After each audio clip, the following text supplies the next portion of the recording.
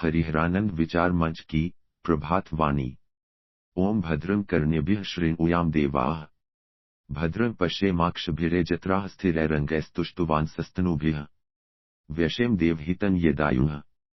ओम पूर्णमदः पूर्णमिदं पूर्णात् पूर्णमुदच्यते, पूर्णस्य पूर्णमादाय पूर्णमेवावशिष्यते। ओम शांतिः शांतिः शांतिः। परम पूज्य आत्मन, सुप्रभात। मैं उदयपुर, राजस्थान से हरिहरानंद विचार मंच की दिव्य प्रभात वाणी के इस अत्यंत सूक्ष्म और योग साधना से ओतप्रोत अंक के साथ उपस्थित हूँ।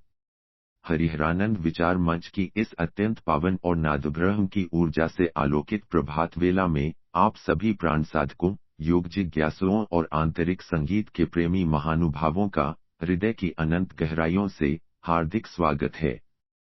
कल के अंक में हमने समझा था कि सत्य ग्रंथों के पन्नों में नहीं, बल्कि हमारे हृदय की धड़कनों और निजी अनुभव में छिपा है। आज स्वामी जी हमें योग साधना के उस अत्यंत गूढ़ और रहस्यमयी द्वार की ओर ले चलेंगे, जिसे अजपा जप और अनाहत नाद कहा जाता है। आज हम जानेंगे कि वह कौन सा दिव्य संगीत है जो हमारे भीतर बिना किसी वाद्य यंत्र के निरंतर गूंज रहा है।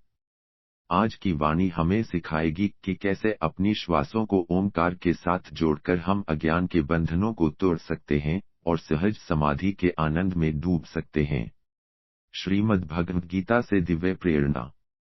प्रिय श्रोताओं, योग की पराकाष्ठा वहाँ है जहाँ साधक अपने भीतर के सूक्ष्म स्पंदनों को पहचानने लगता है। भगवान श्री कृष्ण ने गीता के दिव्य उपदेशों में एकाग्रता और आंतरिक ध्वनि के विषय में जो संकेत दिए हैं, वे प्रत्येक साधक के लिए ज्ञान के द्वार खोलने वाले हैं। श्लोक। ओमित्येकाक्षर ब्रह्मा व्याहरणमामनुस्मरन्, यह प्रयाति त्यजन्देहं स याति परमा गतिम्। श्रीमद् भगवद गीता अध्याय 8 श्लोक 13। व्याख्या और भावार्थ।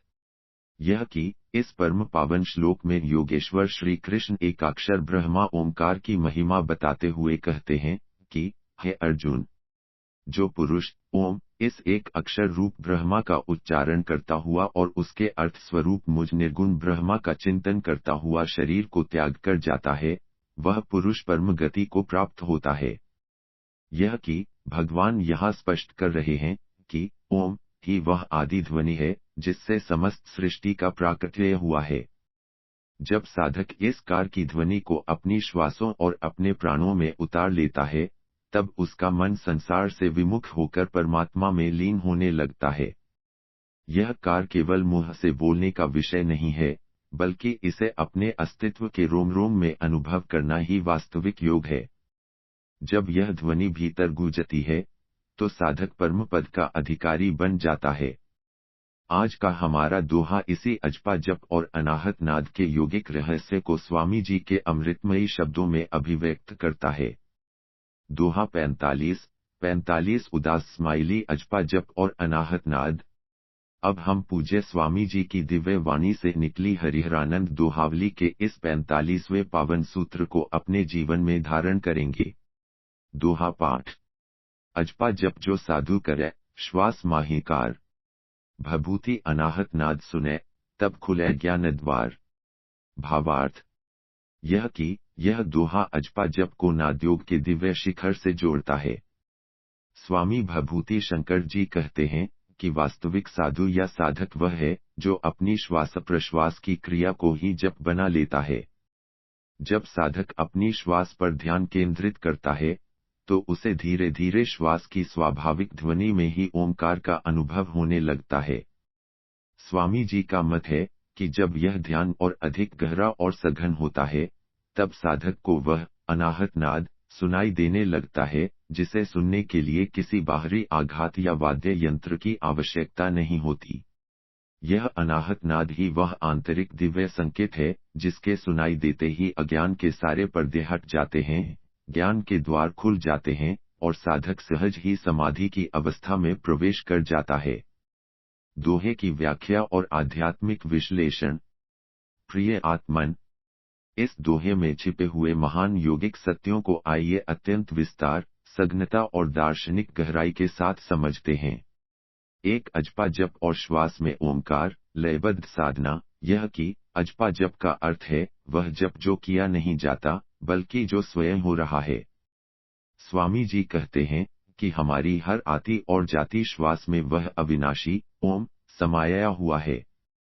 जब हम श्वास लेते हैं और छोड़ते हैं तो यदि हम अत्यंत एकाग्र होकर सुने तो वह ध्वनि परमात्मा के नाम की ही उद्घोषणा है।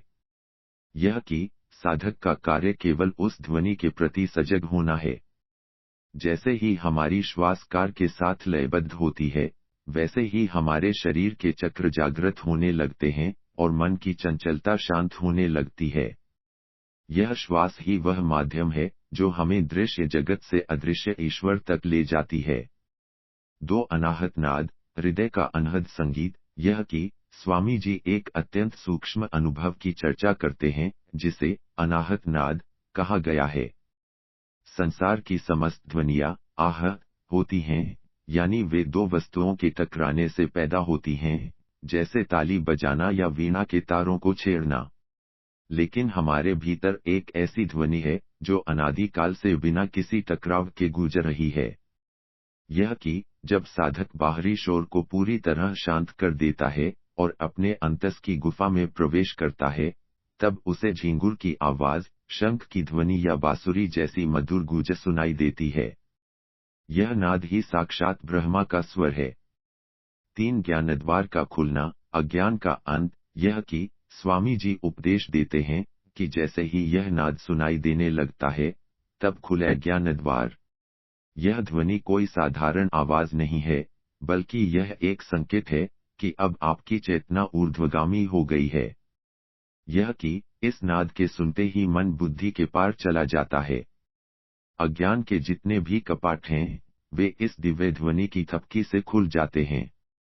साधक को तब यह बोध होता है कि वह जिसे बाहर खोज रहा था वह तो स्वयं उसके भीतर संगीत की वर्षा कर रहा है। यह वह क्षण है जहां सारे संशय और सारे प्रश्न सदा के लिए समाप्त हो जाते हैं। चार सहज समाधि, आनंद की निरंतरता। यह कि इस दोहे का निष्कर्ष यह है कि अनाहत नाद को सुनना ही समाधि की ओर पहला कदम है।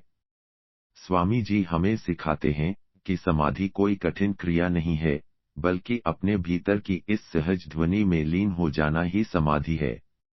यह कि जब साधक इस नाद में डूब जाता है तो उसे संसार का भान नहीं रहता और वह परमानंद की उस स्थिति को प्राप्त होता है जहाँ केवल अस्ति भाति प्रिय अर्थात केवल सत्ता, प्रकाश और आनंद ही शेष रह जाता है। यही वह परम सिद्धि है जिसके लिए योगी हजारों वर्षों तक तपस्या करते हैं। एक प्रेरक दृष्टांत, नाद की शक्ति। प्रिय आत्मन, इस विषय की सूक्ष्मता को समझने के लिए एक छोटी सी कथा का श्रवण करें। यह कि एक बार एक साधक भगवान के दर्शन के लिए बहुत व्याकुल था। वह हजारों मील पैदल चलकर एक गुफा में रहने वाले सिद्ध योगी के पास पहुंचा। उसने पूछा, महाराज, भगवान कहाँ मिलेंगे? योगी ने उस साधक से कहा, बेटा, अपने दोनों कानों को अपनी उंगलियों से बंद करो और ध्यान से सुनो, तुम्हें क्या सुनाई देता है? यह कि साधक ने वैसा ही किया। शुरू में उसे केवल अपने रक्त के प्रवाह की आवाज सुनाई दी, पर धीरे धीरे उसे एक मधुर जैसी गूंज सुनाई देने लगी। योगी बोले, यह जो तुम सुन रहे हो, यही वह डोरी है जो परमात्मा तक जाती है। इस आवाज को पकड़ लो और इसके पीछे पीछे चलते जाओ। जहां यह आवाज शांत होगी, वहीं तुम्हें परमात्मा के दर्शन होंगे। साधक उस ध्वनि में ऐसा खोया कि उसे फिर कभी किसी बाहरी गुरु या पुस्तक की आवश्यकता नहीं पड़ी। यह कथा हमें सिखाती है कि हमारे भीतर का वह नाद ही हमारा सबसे बड़ा मार्गदर्शक है। आज का संकल्प और साधना सूत्र। प्रिय आत्मन, इस वाणी को अपने जीवन के व्यवहार में उतारने का प्रयास करें। आज के लिए आपका विशेष संकल्प यह है यह कि आज आप रात्रि में सोने से पूर्व या प्रातःकाल जागने के तुरंत बाद कम से कम 10 मिनट तक एकांत में बैठेंगे। आप अपने दोनों कानों को बंद करेंगे और अपने भीतर गूंजने वाली किसी भी सूक्ष्म ध्वनि को सुनने का प्रयास करेंगे। आज आप यह विचार करेंगे कि मेरी हर श्वास कार का जप कर रही है। आज आप बाहरी शोर और व्यर्थ की बातों से यथासंभव दूर रहेंगे। आज अपने भीतर एक ऐसा मौन धारण करें जिसमें वह अनाहत नाद उभर कर सामने आ सके। याद रखें, आपका भीतर का यह संगीत ही आपको ईश्वर के सबसे निकट ले जाएगा। परम पूज्य आत्मन, आज हमने समझा कि ज्ञान के द्वार खोलने के लिए हमें अपने भीतर की उस दिव्य ध्वनि को सुनना होगा जो निरंतर गुजर रही है। आइए, आज हम अपनी श्वासों को कार और अपने कानों को अंतर्नाद की ओर मोड़ने का संकल्प लें। स्वामी जी की यह वाणी हमें वह सूक्ष्म दृष्टि और श्रवण शक्ति प्रदान करे जिससे हम उस परम संगीत में लीन होकर मोक्ष को प्राप्त कर सकें। इन्हीं दिव्य विचारों, पावन संकल्पों और परम पूज्य स्वामी जी के अनंत आशीर्वाद के साथ मैं आज की इस प्रभात वाणी को यहीं विराम देता हूँ। आप जहाँ भी रहें, आपके भीतर का वह दिव्य नाद सदैव आपके ज्ञान के द्वार खोलता रहे। आप निरंतर सुनते रहिए हरिहरानंद विचार मंच की यह दिव्य और कालजयी प्रभात वाणी। धन्यवाद। ओम शांति शांति शांति।